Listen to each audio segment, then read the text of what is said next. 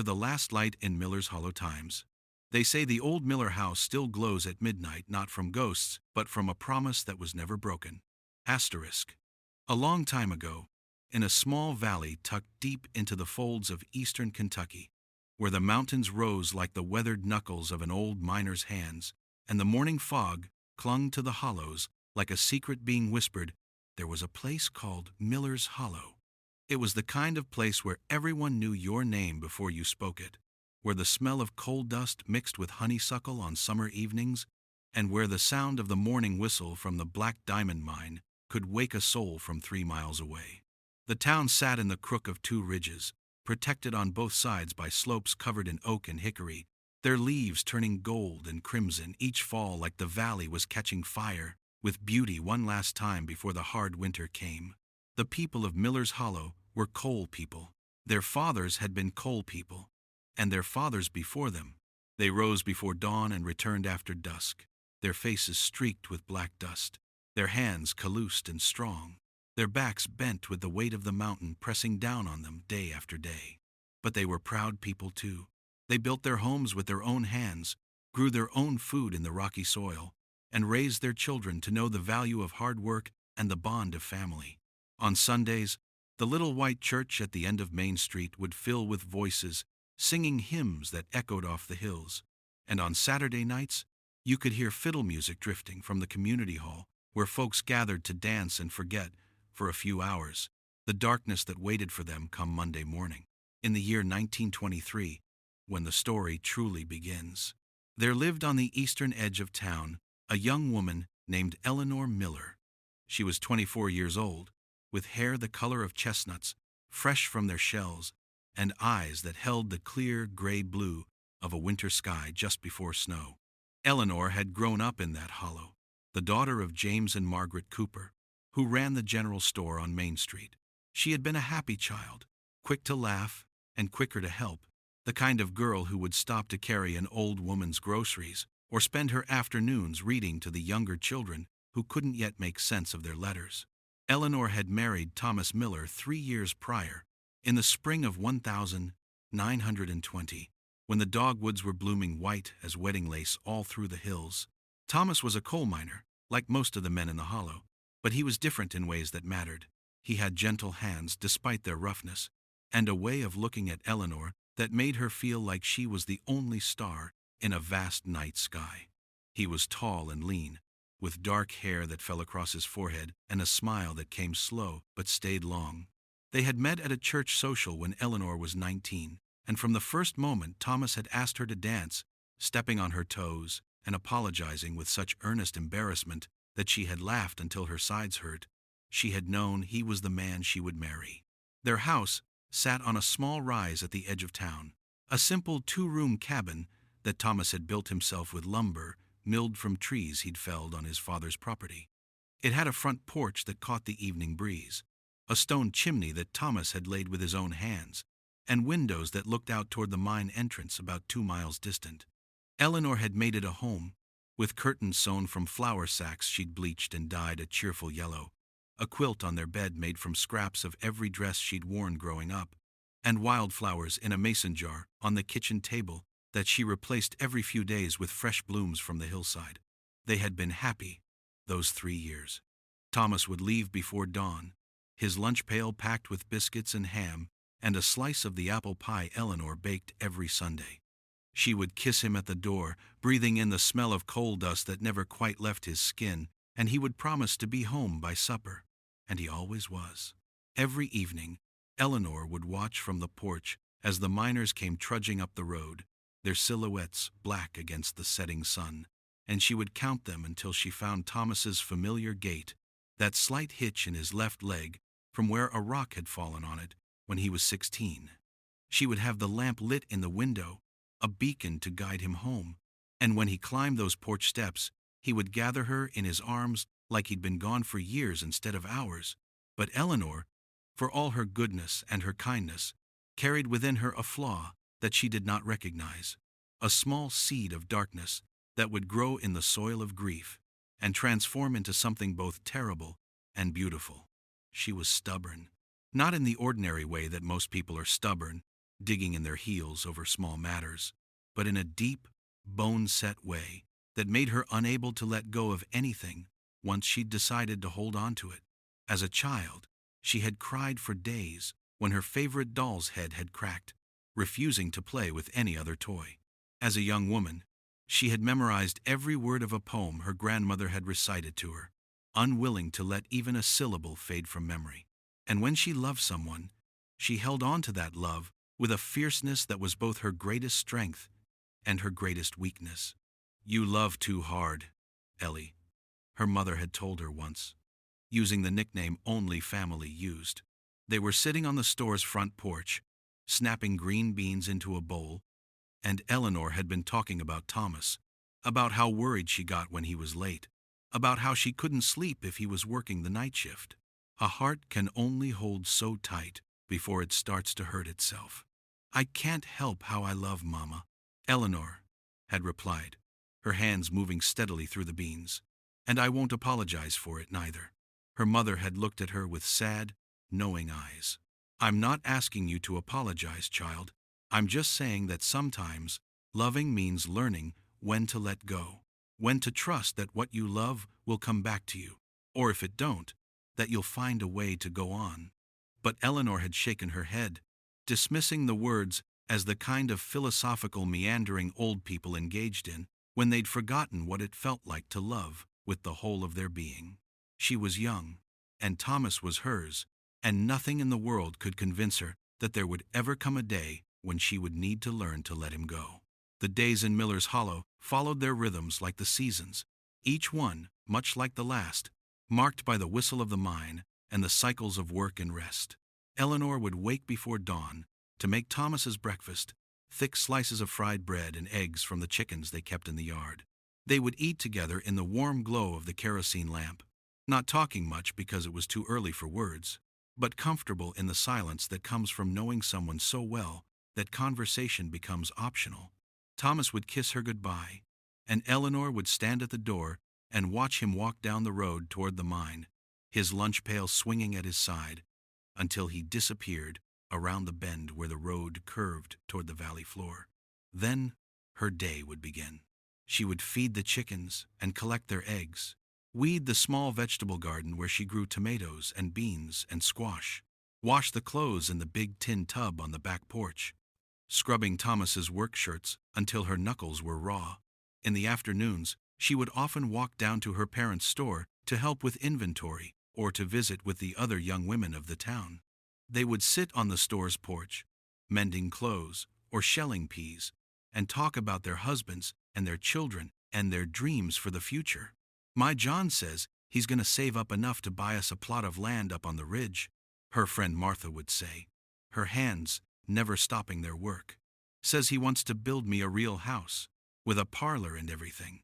"Thomas talks about moving to Lexington sometimes," Eleanor would reply, though the thought of leaving Miller's Hollow made her chest tighten with anxiety. "Says there's work in the factories there, work that won't kill a man from the inside out. But I don't know if I could leave this place. It's all I've ever known." The other women would nod in understanding, because they all knew that Miller's Hollow was in their blood, that the mountains held them like children in a mother's arms, and that leaving would feel like tearing out a part of their souls. But they also knew that coal mining was a devil's bargain, that it fed their families and built their community, but extracted a price that was often paid in broken bodies and early graves. Every evening, Eleanor would prepare supper and then sit on the front porch to wait, her eyes fixed on the road.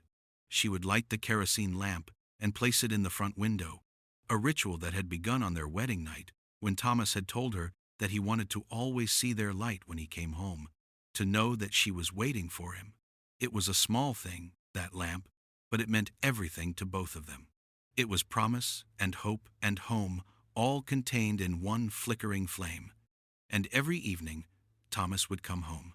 He would be tired and dirty, his face streaked with coal dust, his body aching from hours spent bent over in the narrow tunnels deep beneath the mountain. But when he saw that lamp glowing in the window and Eleanor waiting on the porch, he would smile, and for a moment, all the hardship of the day would fall away. They would eat supper together, and Thomas would tell her about his day, about the new vein of coal they'd found, about how old Jimmy had told the same joke for the 100th time, and somehow it was still funny, about the cave-in they'd almost had but managed to shore up before anyone got hurt. "You be careful down there," Eleanor would say. The same words she said every evening, like an incantation against disaster. "I'm always careful, Ellie," Thomas would reply, and he would take her hand across the table and squeeze it gently. "I got too much to come home to not to be." The seasons changed, summer giving way to fall, and fall to winter. The mountains wore their different faces, green and lush in the warm months, golden and crimson in autumn, bare and gray when the cold came. Eleanor and Thomas marked their 4th wedding anniversary with a dinner at her parents' house, her mother making a roast chicken and her father opening a bottle of wine he'd been saving for a special occasion. They talked about the future, about the baby they hoped to have soon, about maybe saving up enough money to add another room onto the house. "You're good people," Eleanor's father said, raising his glass in a toast, "and you'll have good children, and they'll grow up knowing what it means to work hard and love well. That's all any of us can hope for in this life." They had clinked their glasses together, and Eleanor had looked at Thomas across the table, and in that moment she had felt such complete and perfect happiness that it almost frightened her, because she knew, deep in some wordless part of herself, that such happiness was fragile, that the world had a way of taking back what it gave, that nothing beautiful lasted forever without cost. But she had pushed the thought away, refusing to let darkness cloud a perfect evening. She held tight to Thomas's hand as they walked home under a sky full of stars, the winter air crisp and clean, their breath making white clouds in the cold. And when they climbed into bed that night, Thomas pulled her close and whispered that he loved her, and she whispered it back, and she held on to him as tightly as she could, as if by the strength of her grip alone she could keep him safe from all the dangers of the world. Winter deepened, and with it came the hardest days for the miners. The cold made the work even more brutal, the tunnels like ice caves, the metal tools painful to touch with bare hands. Thomas would come home shivering despite the layers of clothes he wore, and Eleanor would have hot coffee waiting and a fire blazing in the hearth. She would help him out of his frozen clothes and wrap him in quilts and hold him until the shaking stopped. "I hate this time of year," he confessed to her one particularly bitter night in January. "Hate going down into that darkness, when it's dark outside too. Feels like I'm living my whole life in the night." "Spring will come," Eleanor said, stroking his hair. "It always does. And then the days will be long and warm again." "I know," Thomas said. "I just got to hold on until then." "Hold on to you. I'm not going anywhere," Eleanor promised. "I'll always be right here, waiting for you." It was a promise she meant with every fiber of her being, and it was a promise that, in ways she could not yet imagine, would come to define the rest of her life and echo through the generations long after she was gone. The accident happened on a Tuesday morning in late February, when the world was still locked in winter's grip and the ground was frozen hard as stone. Thomas had left for work as usual, kissing Eleanor goodbye at the door, telling her he loved her, promising to be home by supper. The morning was bitterly cold, the kind of cold that made your lungs ache when you breathed, and Eleanor had watched him go with more worry than usual, something twisting in her chest that she couldn't name. "Be extra careful today," she had called after him, her voice carrying on the frigid air. He had turned and waved. "Always am, Ellie. I'll see you tonight." Those were the last words he ever spoke to her. At 2 o'clock in the afternoon, Eleanor was in the kitchen making bread, her hands deep in the dough, kneading it with the steady rhythm she'd learned from her mother, when she heard the sound. It was like thunder, but deeper, more terrible, a sound that came from beneath the earth rather than the sky. It was the sound of a mountain shifting, of rock giving way, of the deep places of the world groaning under their own weight. She froze, her hands still in the dough, her heart suddenly pounding so hard she could hear it in her ears. She knew that sound.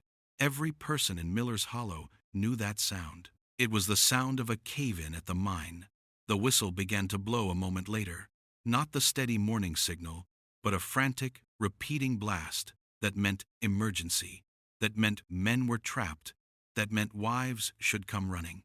Eleanor didn't remember moving, didn't remember wiping her hands on her apron or grabbing her coat.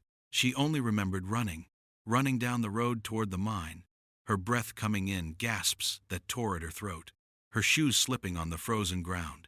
She wasn't alone. Other women were running too, pouring from houses and stores and churches, all of them converging on the mine entrance, like birds flying toward a lighthouse in a storm. They ran in silence, too terrified to speak, each woman praying wordlessly that her husband, her father, her son would be among the ones who had made it out. By the time Eleanor reached the mine, a crowd had already gathered. Men were running in and out of the entrance, their faces grim, carrying tools and timbers for shoring up the collapsed tunnel. The mine foreman, a grizzled man named Buck Hensley, was organizing the rescue effort, his voice hoarse from shouting orders. Women stood in clusters, holding each other, crying, praying, waiting for news. Eleanor pushed through the crowd until she reached Buck. "Thomas," she said, her voice barely a whisper. "Is Thomas out?" Buck looked at her, and the expression on his face told her everything she needed to know before he even opened his mouth. "I'm sorry, Eleanor. He was in Section 7 when it went. Him and 12 other men. We're getting them out as fast as we can, but he didn't finish the sentence. He didn't need to." Eleanor understood what he wasn't saying. The collapse had been massive. The chances of anyone surviving were slim. "No," Eleanor said. It wasn't a denial of the facts. It was a rejection of the very possibility. "No, he's alive. I know he is. I'd know if he wasn't." Buck laid a hand on her shoulder, his eyes full of pity. "We're doing everything we can, Eleanor. I promise you that." But Eleanor wasn't listening. She pushed past him, trying to get to the mine entrance, needing to go down into the darkness herself, to find Thomas, to bring him home. Strong hands caught her, held her back. It was her father. "Ellie." "No," he said firmly. "You can't go down there. Let the men do their work." "I have to find him, Daddy," Eleanor said, and now the tears were coming, hot and fast, streaming down her face. "I have to. I know, baby girl, I know, but you got to let them do this. You got to wait." So she waited. She waited as the afternoon turned to evening, as the sun set behind the mountains and the temperature dropped and the stars came out in the black sky above. She waited as men went in and out of the mine, their faces growing more haggard with each passing hour.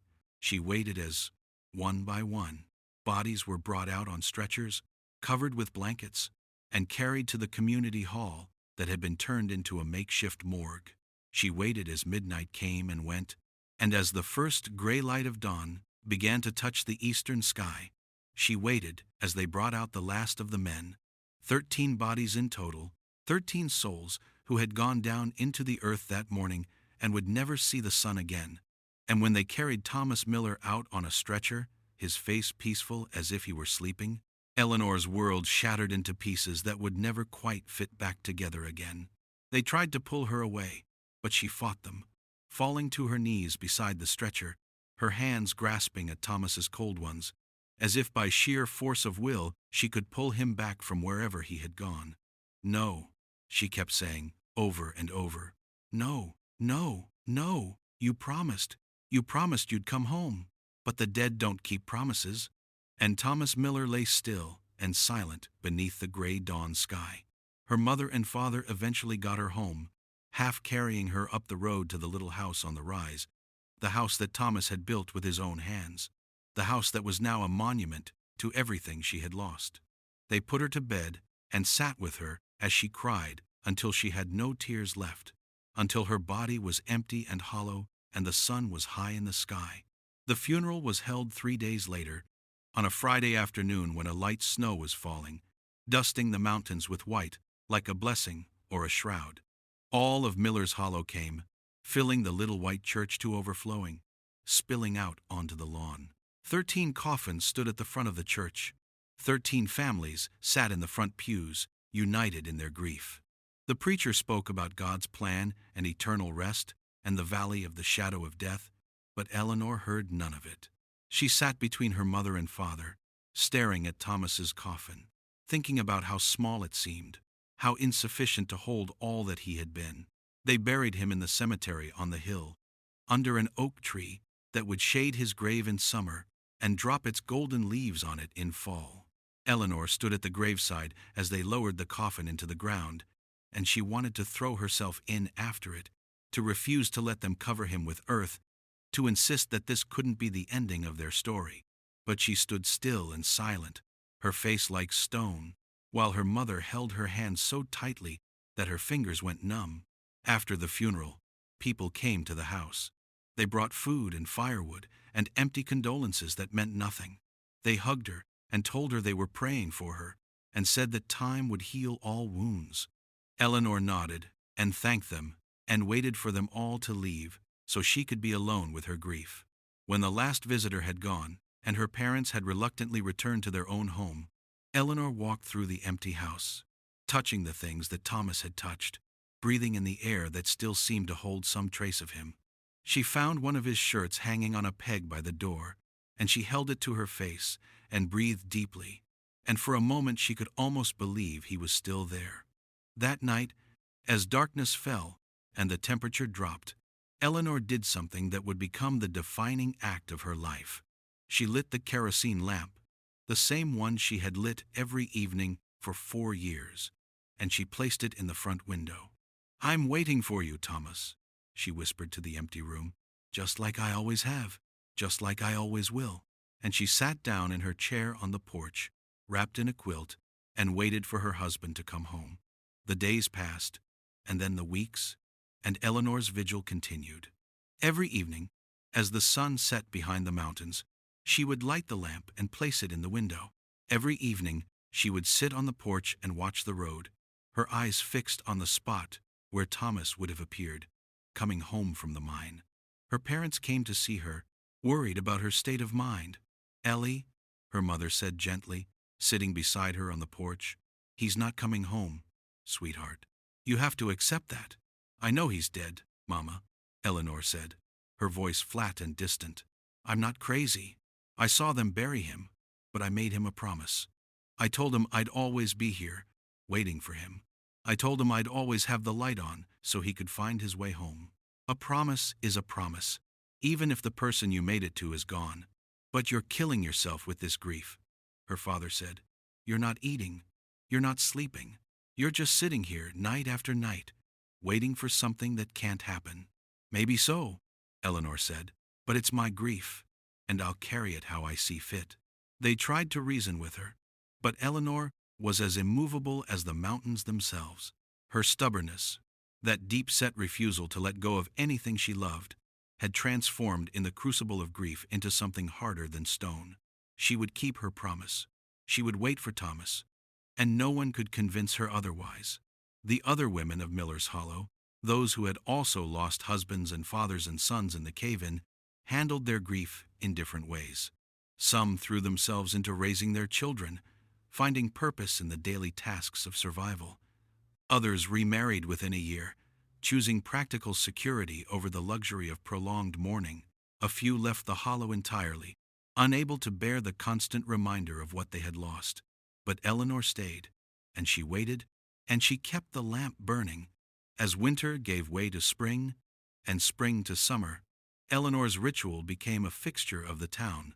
People would walk past the Miller house in the evening and see the light glowing in the window, and they would shake their heads in pity or admiration, or both. Some thought she was touched in the head, driven mad by grief. Others saw something noble in her devotion, a love that transcended death itself. "Poor Eleanor Miller," they would say. "She loved him too much, and now she can't let him go." But Eleanor didn't care what they said. She had her promise, and she had her lamp, and that was enough. The house began to fall into disrepair. Without Thomas there to fix the loose shingles and patch the leaking roof and chop wood for the winter, things started to break down. Eleanor's father came by regularly to help with the heavy work, but he was getting older, and his own store required his attention. Weeds grew up in the vegetable garden. The chicken coop fell into disarray. Paint peeled from the wooden siding. But through it all, the lamp burned in the window, night after night, a constant in a world that seemed determined to change. Eleanor took a job at her parents' store to support herself, working during the day and then returning to her vigil each evening. She grew thin, her face becoming gaunt, her eyes developing dark circles. She spoke little, keeping her thoughts locked inside like precious things that might be stolen if exposed to the air. The other women tried to include her in their social gatherings, but Eleanor always declined. She had no interest in gossip or laughter or the ordinary rhythms of life. She had her grief and her promise, and that was her world now. A year passed, and then another.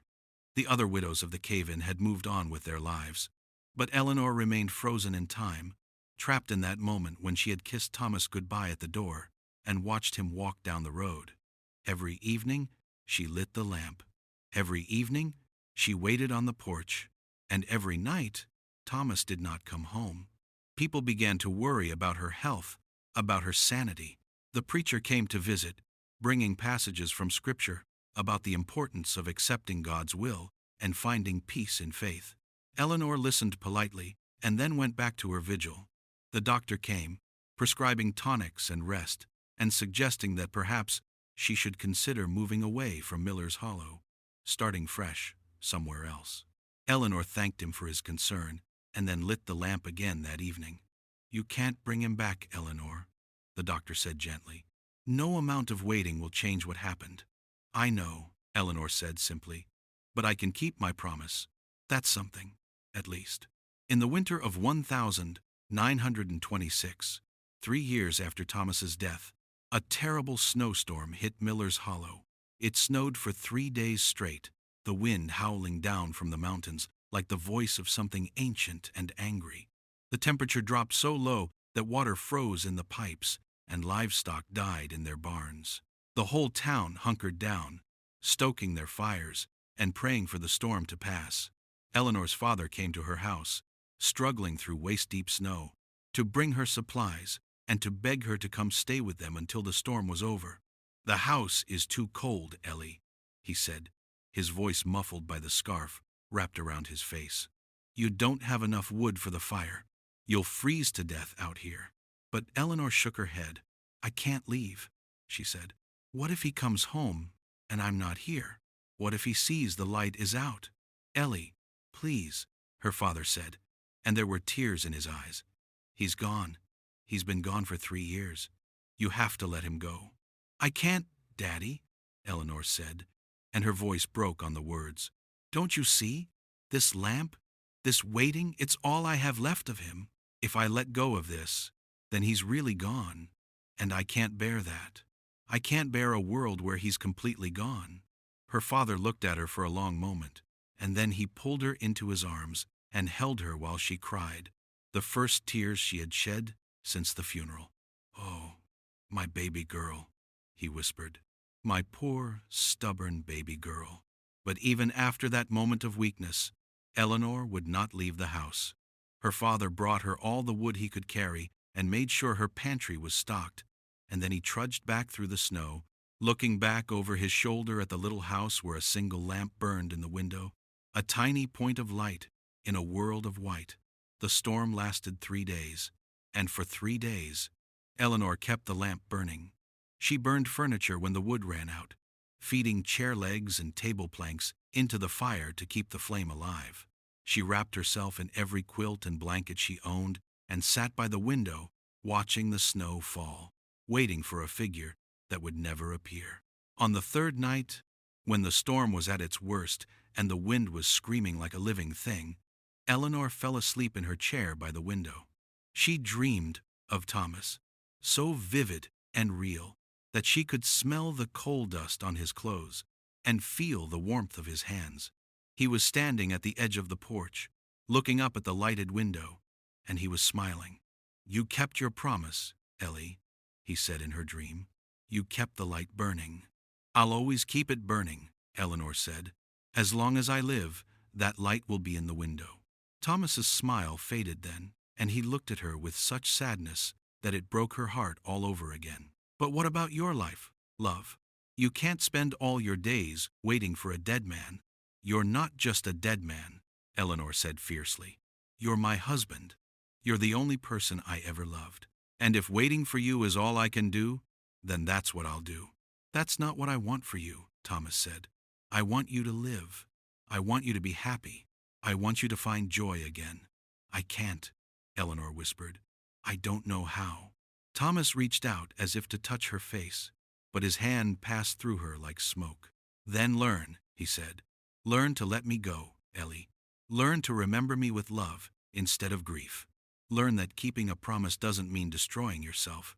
Eleanor woke with a start, her heart pounding, the dream already fading.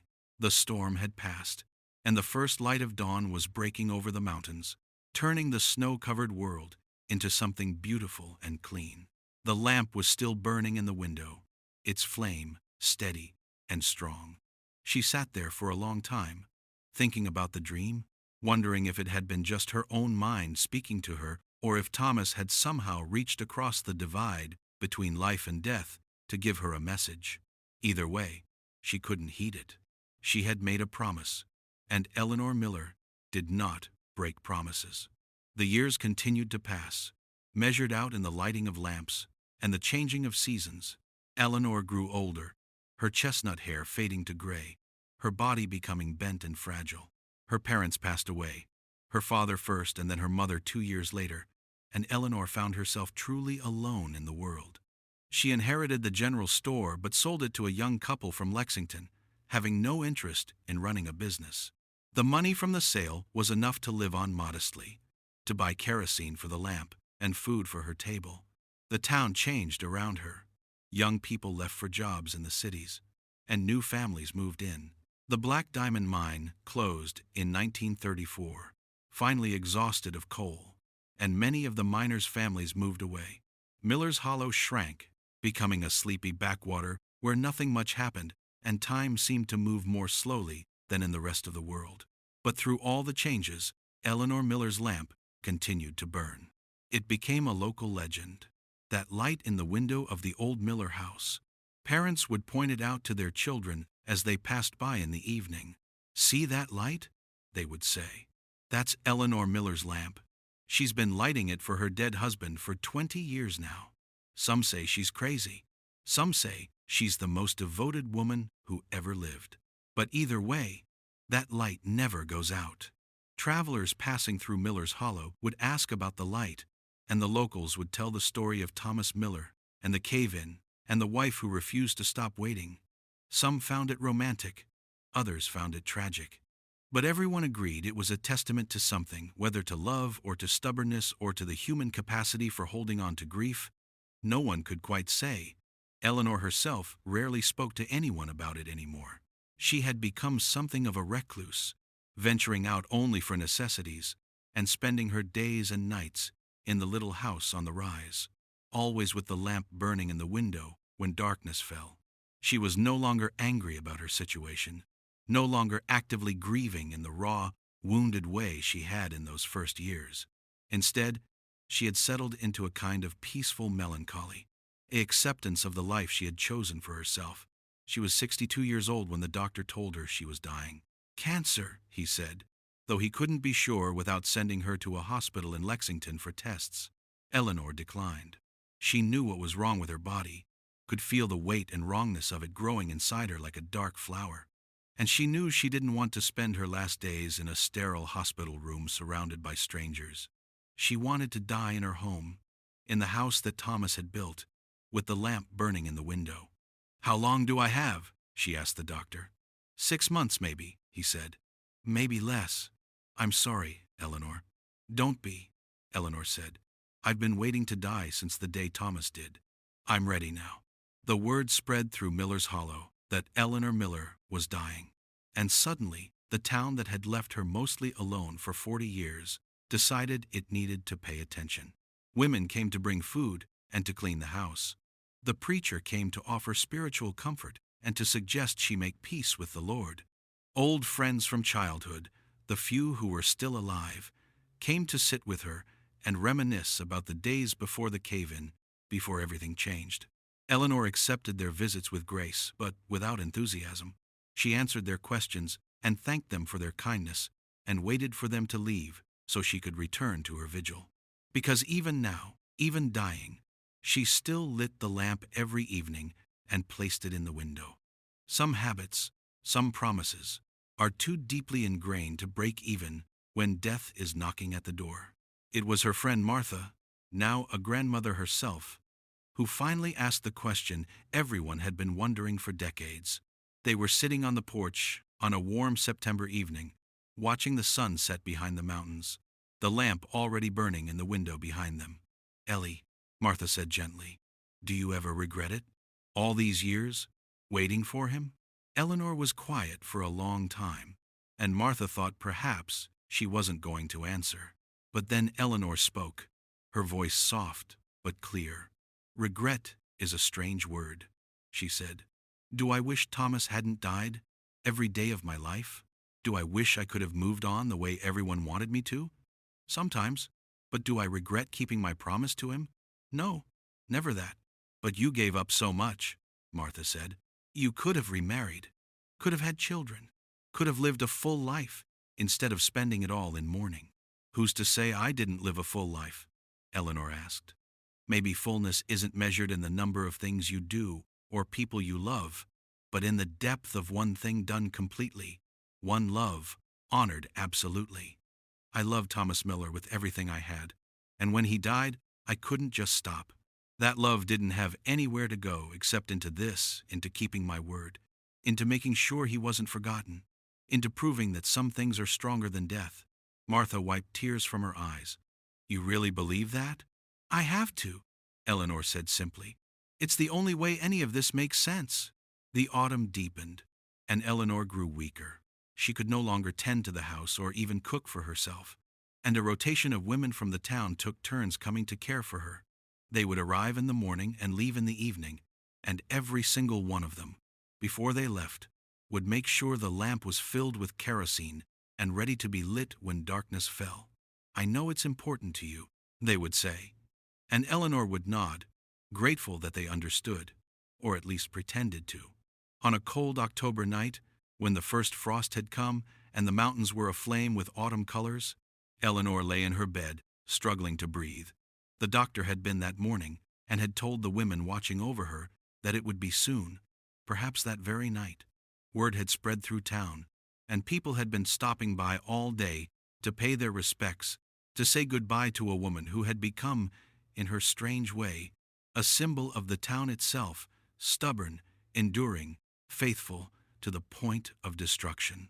As evening came and the light began to fade from the sky, Eleanor stirred in her bed. "The lamp," she whispered, her voice barely audible. "Someone needs to light the lamp." Martha, who was sitting beside the bed, squeezed her hand. "I'll do it, Ellie. Don't you worry." She rose and walked to the window, lighting the kerosene lamp with practiced ease and placing it in its spot. The flame caught and held, casting its warm glow out into the gathering darkness. "Thank you," Eleanor breathed. More people arrived, as word spread that the end was near. The little house filled with the people of Miller's Hollow, old and young, come to witness the passing of one of their own. They stood in quiet clusters, speaking in whispers, their faces solemn in the lamplight. Eleanor drifted in and out of consciousness, her breathing shallow and labored. In her fevered mind, she was young again, standing at the door of the house watching Thomas walk down the road toward the mine. But this time, when he reached the bend where he would normally disappear from view, he stopped and turned back. He waved to her, and she waved back, and then he continued on, vanishing around the curve. "I kept my promise," Eleanor whispered to the room. Though whether anyone heard her, she didn't know. "I kept the light burning. Just before midnight, with the lamp still glowing in the window and half the town crowded into her house and spilling out onto the porch, Eleanor Miller took her last breath. It came out as a sigh, soft and final, and then she was still. For a long moment, no one moved. Then Martha reached over and gently closed Eleanor's eyes, and someone in the back of the room began to cry, and the sound spread like a wave through the gathering, until nearly everyone was weeping, mourning not just Eleanor but the end of an era, the passing of a kind of devotion that the modern world seemed to have no room for anymore. They buried her 3 days later, on a Sunday afternoon when the sky was bright blue and the air was crisp with the promise of winter. They laid her to rest, beside Thomas, under the oak tree that had watched over him for 40 years.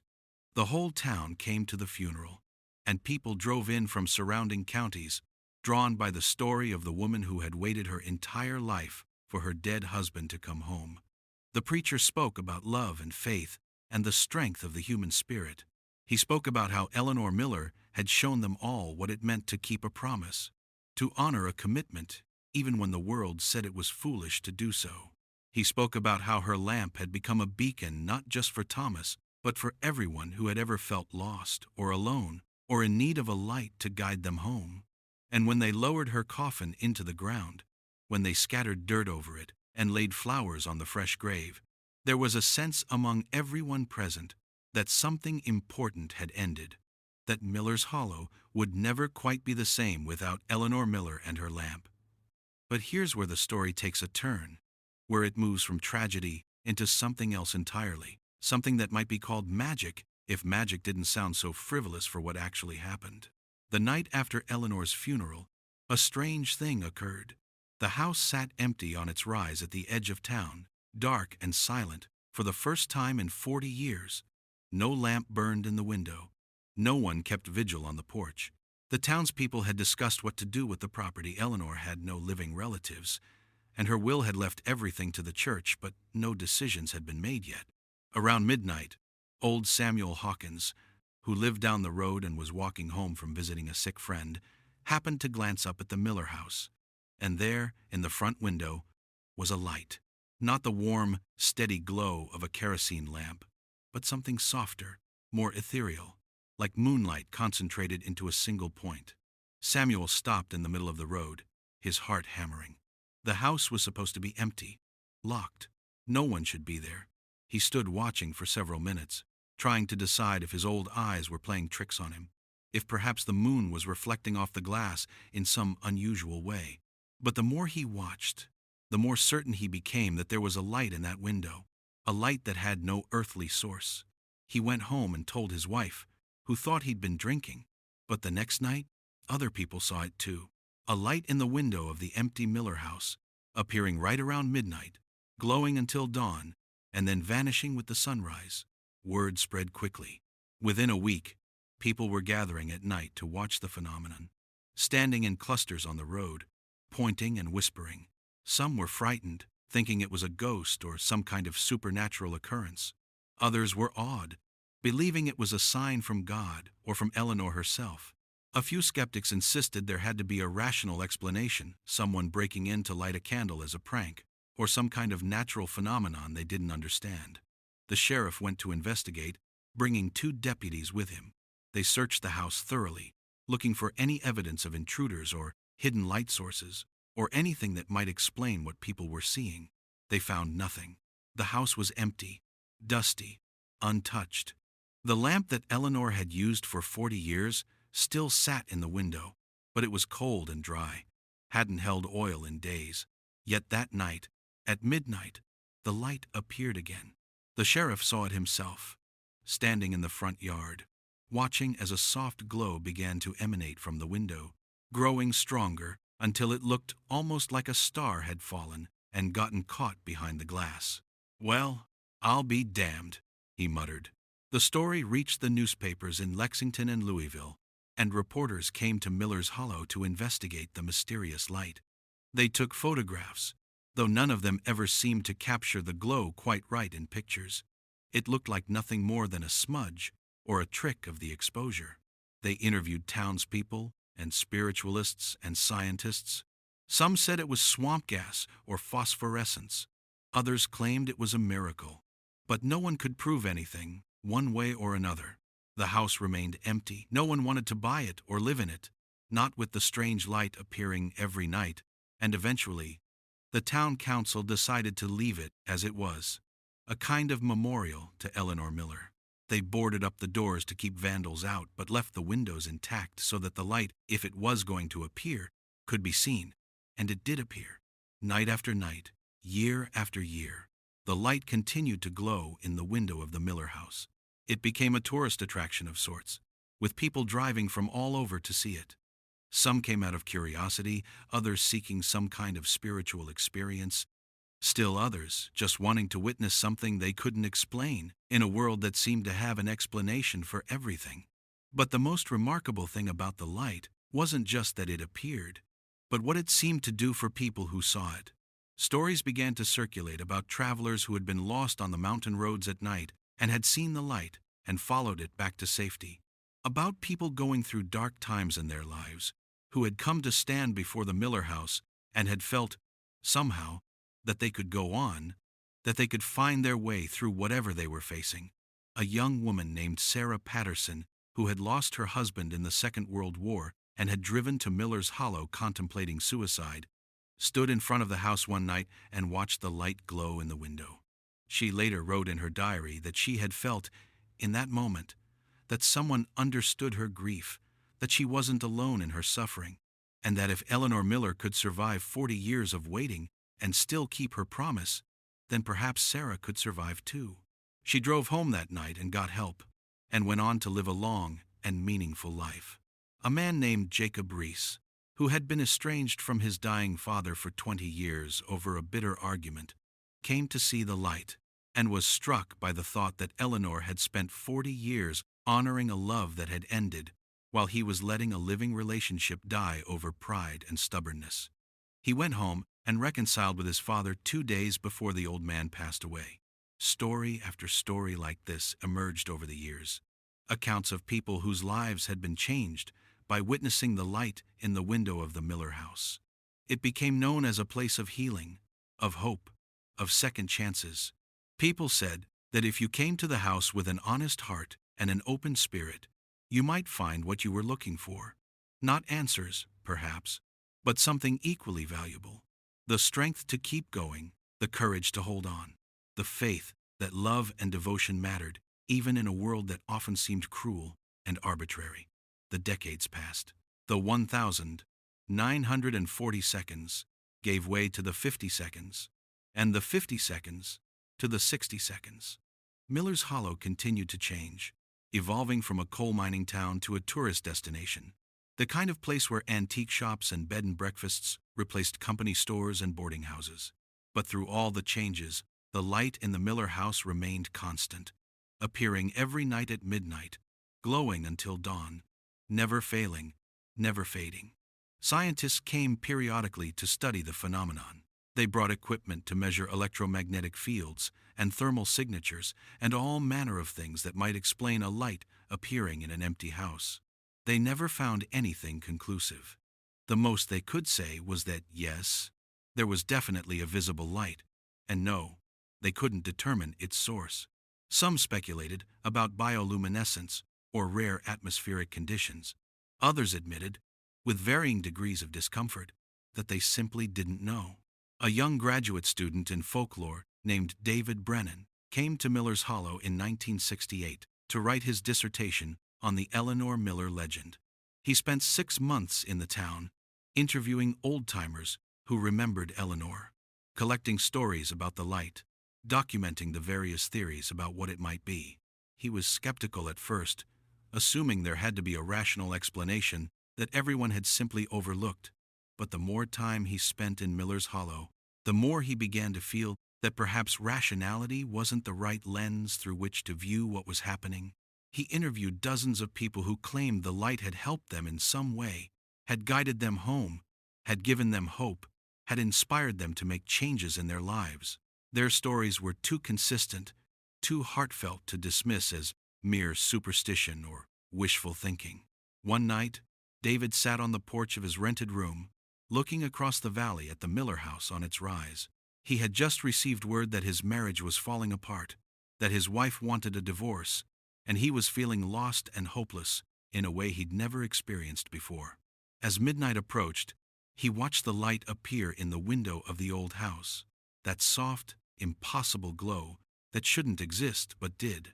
And sitting there in the darkness, watching that light, David found himself thinking about Eleanor Miller, about a woman who had loved so deeply that she couldn't let go, even when letting go would have been easier, healthier, more sensible. He thought about how easy it was to give up on things, to walk away when they got hard, to decide that keeping promises and honoring commitments was old-fashioned or foolish. He thought about his wife, about the vows they had made, about whether he had really tried hard enough to save their marriage, or if he had just let it slip away because it was convenient to do so. And he realized that Eleanor Miller's story wasn't really about whether she should have moved on or kept waiting. It was about the fact that she had made a choice and had honored it completely, had lived it with absolute integrity, even when everyone around her thought she was wrong. David went home the next week and fought for his marriage. It took months of counseling and hard conversations and painful honesty, but he and his wife found their way back to each other. Years later, in the dedication of his published dissertation, he wrote, "To the light in Miller's Hollow, which showed me that some things are worth waiting for, and some promises are worth keeping, even when the world says otherwise." By the 1970 the Miller House had been placed on the National Register of Historic Places, protected by law from being torn down or substantially altered. The state of Kentucky officially recognized it as a cultural landmark, and a small museum was established in the old community hall to tell the story of Eleanor and Thomas Miller and the light that had appeared after Eleanor's death. Tourists came by the thousands each year, especially around the anniversary of Eleanor's death in October. They would gather in the evening, standing on the road or in the yard, waiting for midnight when the light would appear. Some brought cameras, though the light never photographed well. Others brought candles, creating a sea of flames that stretched down the road like a river of fire. They would stand in silence or sing hymns, or simply watch, each person bringing their own griefs and hopes and dreams to lay before the mysterious light. The town embraced its role as guardian of the legend. The people of Miller's Hollow took pride in the story of Eleanor Miller, in the fact that their little town housed something that defied explanation, something that gave people hope and comfort and inspiration. They kept the grounds around the house clean and planted flowers each spring. They repainted the house every few years to keep it from falling into complete disrepair, though they were always careful not to disturb the window where the light appeared, and the light kept appearing. Through the 1980 and 90 seconds, through the turn of the millennium, through all the technological advances and cultural shifts that transformed America, the light in the Miller house remained unchanged, appearing every night at midnight, glowing until dawn, never failing. People who had grown up seeing the light would bring their children to see it, and those children would grow up and bring their own children. It became a tradition, a pilgrimage, a way of connecting with something larger than themselves. In a world that often seemed devoid of mystery and magic, the light in Miller's Hollow was a reminder that there were still things that couldn't be explained, things that had to be experienced and felt rather than analyzed and understood. A documentary filmmaker named Rebecca Chen came to Miller's Hollow in 2015 to make a film about the light.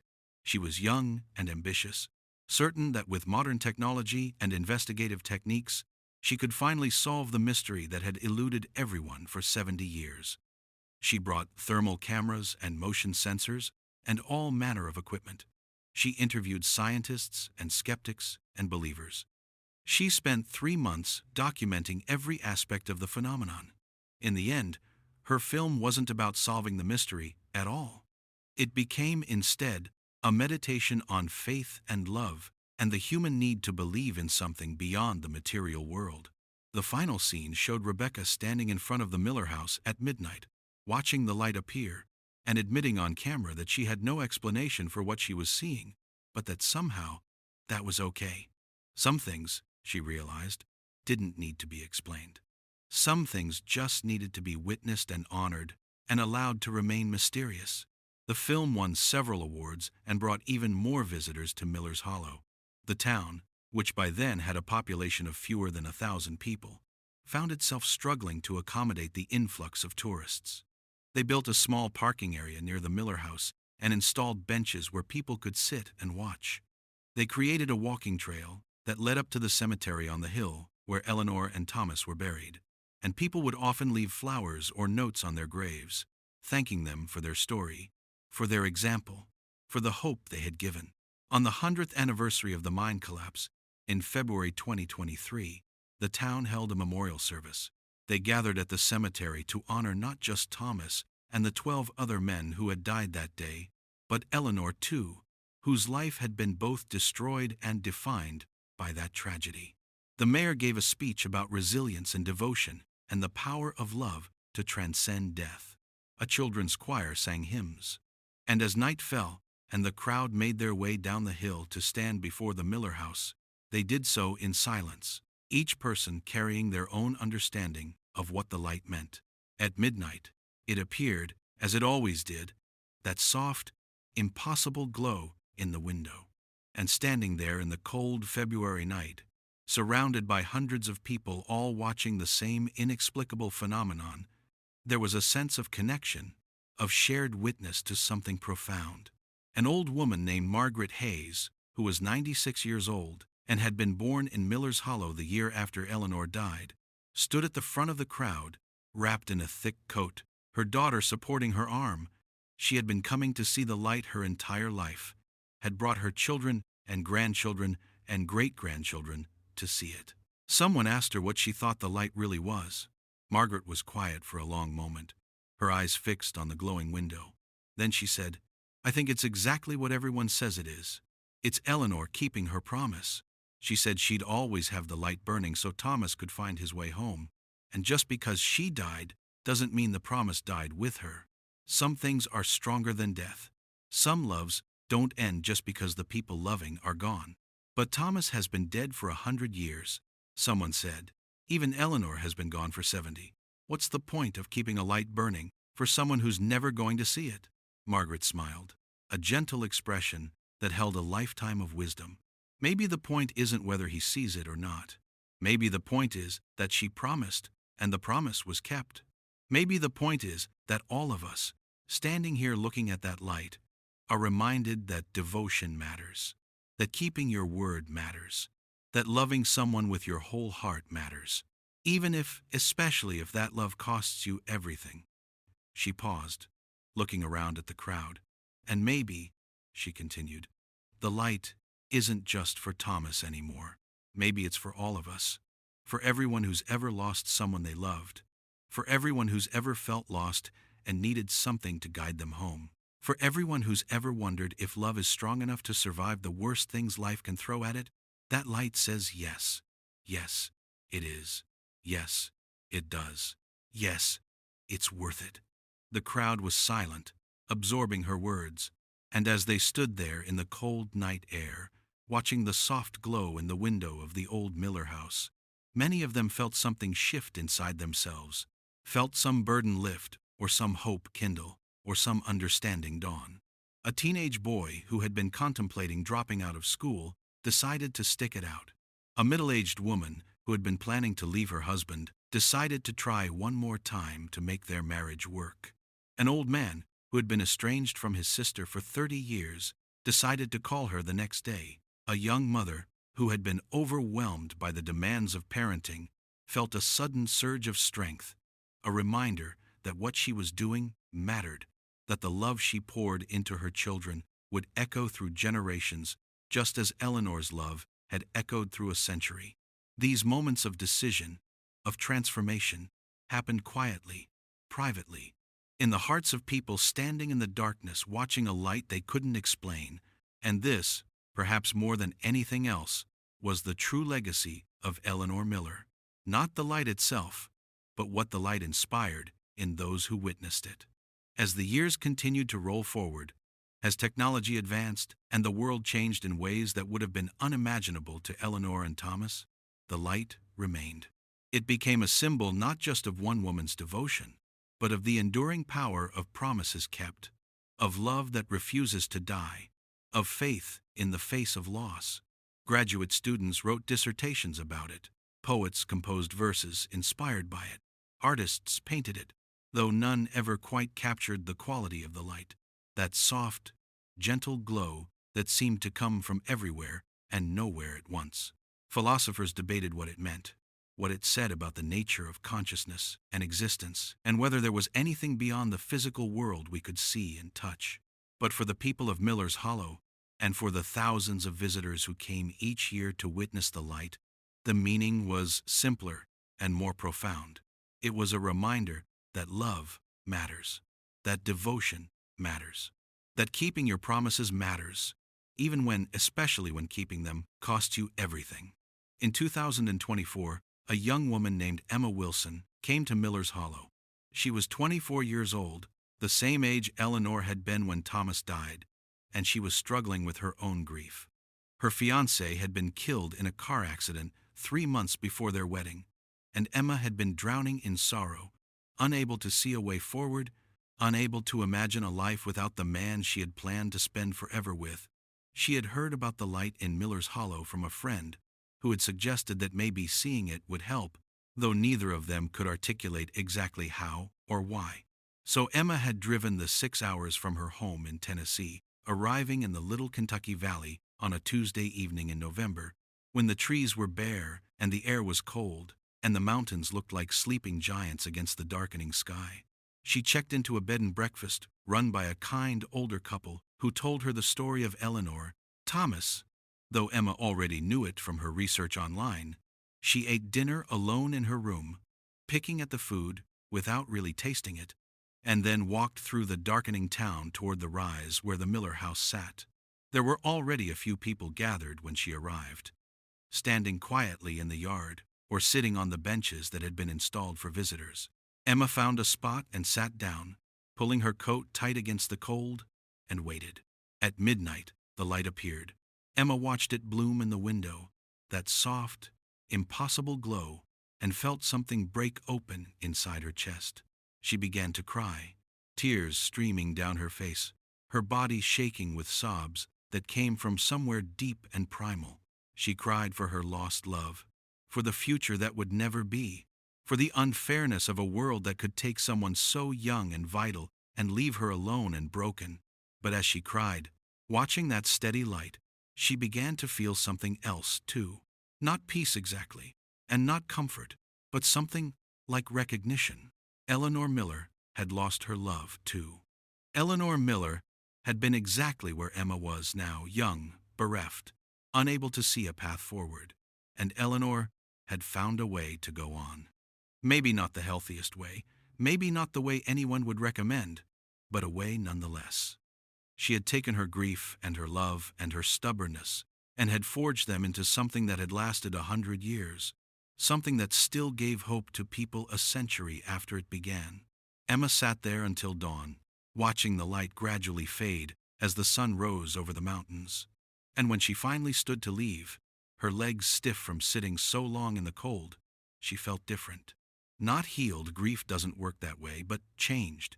She felt like she had been given permission to grieve as deeply as she needed to honor her love as completely as she wanted to, and also to believe that someday, somehow, she would find her way forward. She returned to the bed and breakfast and slept for 12 hours straight, the first real sleep she'd had since the accident. When she woke, she felt the stirrings of something that might eventually become hope. Before she left Miller's Hollow, Emma went to the cemetery on the hill and found Eleanor and Thomas's graves under the old oak tree.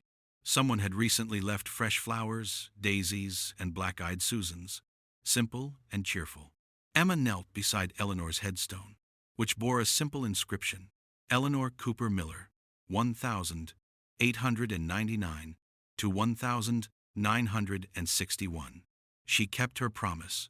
"Thank you," Emma whispered, though she wasn't entirely sure what she was thanking Eleanor for showing her that love didn't have to end when life did, for proving that grief could be transformed into something meaningful, for simply existing, for living her strange, devoted, stubborn life in a way that still spoke to people a century later.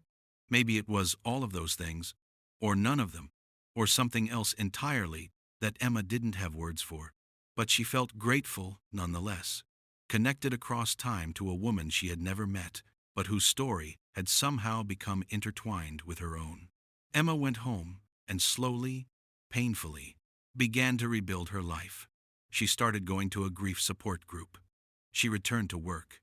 She let her friends and family back in.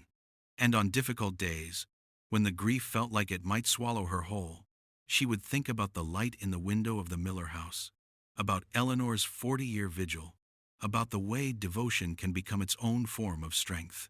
She never forgot her fiancé, never stopped loving him, but she learned to carry that love alongside her life, rather than letting it replace her life. And in doing so, she honored both his memory and Eleanor's example. This is what the light in Miller's Hollow has done for 100 years now, not performed miracles or brought back the dead or changed the unchangeable facts of loss and grief, but simply reminded people that love matters, that devotion matters, that keeping faith with those we've lost is a way of keeping them alive in the only way that's left to us. The scientists will probably never explain it. The skeptics will probably never believe it. But every night at midnight, in a little house on a rise at the edge of a small Kentucky valley, a light appears in the window. It glows until dawn, steady and sure, a beacon in the darkness for anyone who needs one. Some say it's Eleanor's spirit, keeping the promise she made so long ago. Others say it's Thomas's way of letting her know he made it home safely after all. Still others say it's something else entirely, something that has transcended the individual people involved and become a symbol of something universal, the power of love to endure, the importance of keeping promises, the way grief can be transformed into something that gives light rather than consuming it. And maybe the truth is that it doesn't matter which explanation is right, or if any of them are. What matters is that the light appears, night after night, year after year, century after century. What matters is that people come from all over to witness it, and in witnessing it, find something they need, courage or hope or solace, or simply the reminder that they are not alone in their suffering. What matters is that Eleanor Miller, a coal miner's wife from a small Kentucky hollow who loved too deeply to ever let go, has given something to the world that continues to resonate long after her death. Her stubbornness, her flaw, her inability to move on the very thing that everyone thought would destroy her, has become the thing that has helped countless others find their way through their own darkness. The house still stands on its rise, weathered but sturdy, maintained by the town and the state as a historic landmark. The window where Eleanor placed her lamp for 40 years, and where the mysterious light has appeared every night for 100 years since her death, looks out over the valley like an eye that never closes, never stops watching for someone who might be lost and in need of a light to guide them home. And every night, at midnight, that light appears. It glows in the window of the old Miller house, soft and steady and sure. And somewhere, perhaps in this world or perhaps in whatever comes after, Eleanor Miller smiles, knowing that her promise has been kept, that her love has endured, that the light she began burning on a cold February evening in 1923 has never gone out, and it never will. Asterisk, asterisk. The moral, asterisk, asterisk. Some promises outlast the people who make them, becoming lights that guide strangers through darkness they never anticipated.